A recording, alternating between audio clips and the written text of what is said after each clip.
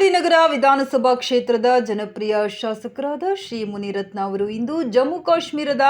ಪಹಲ್ಗಾಮ್ನಲ್ಲಿ ಉಗ್ರರ ಭೀಕರ ದಾಳಿಗೆ ಬಲಿಯಾದ ನತದೃಷ್ಟರ ಪೈಕಿ ರಾಜರಾಜೇಶ್ವರಿ ನಗರ ವಿಧಾನಸಭಾ ಕ್ಷೇತ್ರದ ಶ್ರೀ ಭರತ್ ಭೂಷಣ್ ಅವರ ಪಾರ್ಥಿವ ಶರೀರದ ಅಂತಿಮ ದರ್ಶನವನ್ನು ರಾಜ್ಯಾಧ್ಯಕ್ಷರಾದ ಶ್ರೀ ವಿಜಯೇಂದ್ರ ಯಡಿಯೂರಪ್ಪ, ವಿರೋಧ ಪಕ್ಷದ ನಾಯಕರಾದ ಅಶೋಕ್, ಮಾಜಿ ಮುಖ್ಯಮಂತ್ರಿಗಳಾದ ಸದಾನಂದ ಗೌಡ, ಸಂಸದರಾದ ಡಾಕ್ಟರ್ ಮಂಜುನಾಥ್, ಶಾಸಕ ಮಿತ್ರರು ಹಾಗೂ ಮುಖಂಡರುಗಳೊಟ್ಟಿಗೆ ಪಡೆದು ಕುಟುಂಬಸ್ಥರಿಗೆ ಸಾಂತ್ವನ ಹೇಳಿ ಅವರ ದುಃಖದಲ್ಲಿ ಇಡೀ ನಾಡು ಭಾಗಿಯಾಗಿರುವ ಬಗ್ಗೆ ತಿಳಿಸಲಾಯಿತು.